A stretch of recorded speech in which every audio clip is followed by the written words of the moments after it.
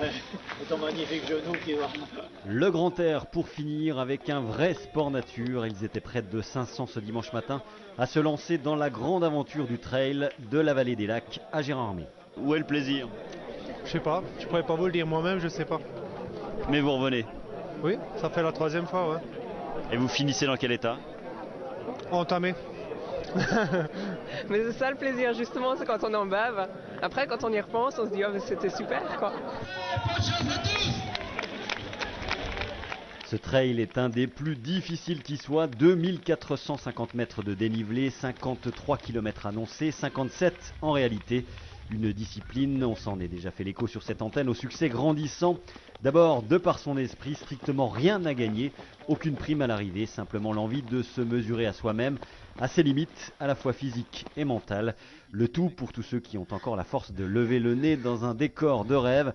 On emprunte ici en effet quelques-uns des plus beaux sentiers du massif vosgien, avec en point d'orgue et culminant à la fois la fameuse montée du Honeck, quelques névés encore visibles au sommet.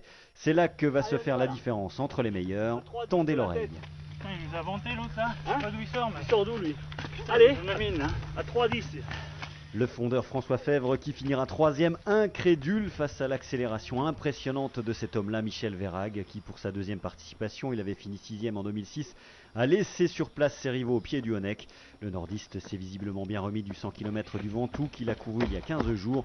Il boucle les 57 km en 5 heures et 23 minutes sans paraître trop éprouvé. Bravo, il peut lever les bras, il a raison, il a gagné une superbe victoire. Je suis parti tranquille parce que je sentais que ça allait vite devant. Puis j'ai fait mon train-train sans m'inquiéter en me disant bon on verra bien. Puis j'étais bien quoi, donc la course s'est faite. J'ai rattrapé il y avait 4 fillards juste avant le Honeck. J'ai pris la tête, après il fallait assurer quoi. Michel Verhaeghe devance le vainqueur de l'édition 2006, l'Alsacien Daniel Miklo, mais le trail, plus que des classements, ce sont souvent de belles histoires au gré parfois de galères, comme celle vécue par Alexandre Dôme, vainqueur cette année du trail de Saint-Dié, qui a fini à l'énergie malgré une contracture derrière la cuisse gauche, à l'énergie et à l'amitié, celle de son pote Julien François qui l'a rattrapé dans les derniers kilomètres. Le duo finit 6e, main dans la main. Le Saut-Suron et le représentant de la CHM, Julien François, Alexandre Dôme, sous vos applaudissements, main dans la main, on va les passer bien sûr, ensemble évidemment, on va pas les séparer.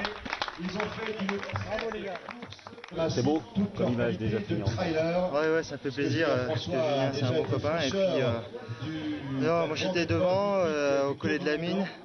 Bon, j'étais complètement collé depuis le Honeck, au mental tout seul c'était très difficile. Et je savais que Julien revenait sur moi, je me suis dit là, un copain qui vient, c'est vraiment, ça va faire du bien, puis on va terminer ensemble.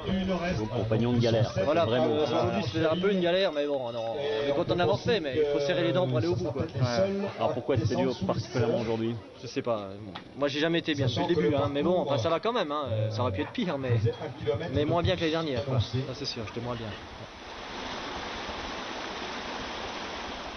Ce trail de la vallée des Lacs était la 3e des 9 manches du Challenge de l'Est. Prochaine étape à la fin du mois dans les Ardennes.